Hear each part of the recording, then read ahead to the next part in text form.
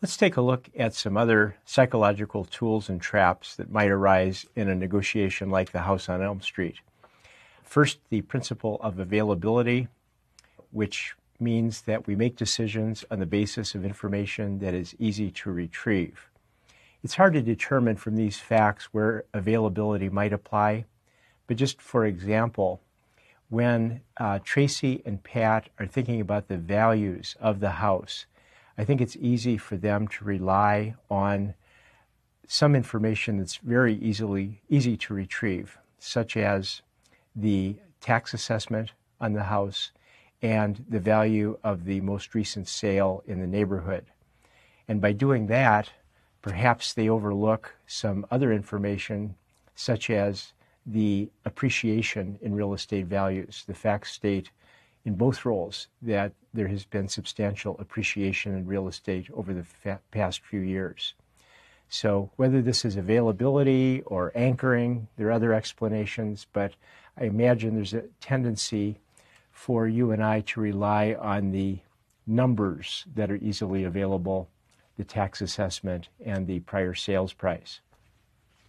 Escalation is another psychological tool or trap. And our basic takeaway from our discussion from escalation was that as negotiators, we should try to look at negotiations from the perspective of the other side. This is what separates good negotiators from great negotiators.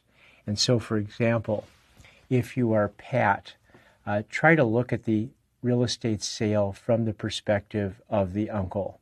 If you have asked the right questions earlier, you know that the uncle is old, in poor health.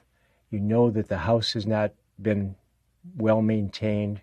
And so looking at it from his perspective, you realize that probably he wants a sale as soon as possible.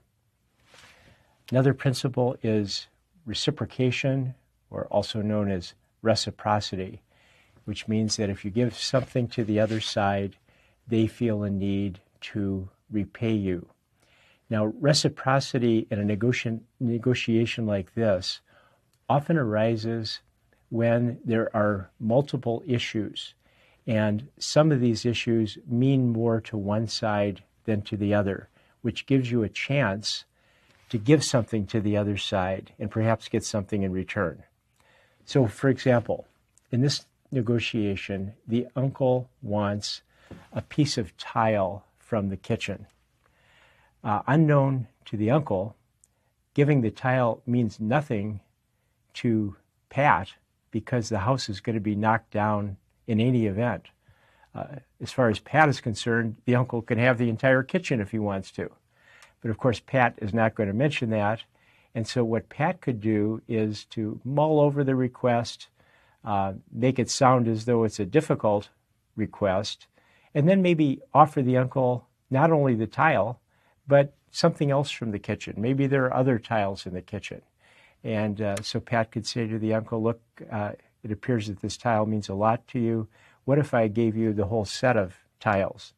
So Pat would be giving something to the uncle, and then the uncle, with given human nature, might feel the need to reciprocate, to give something back to Pat.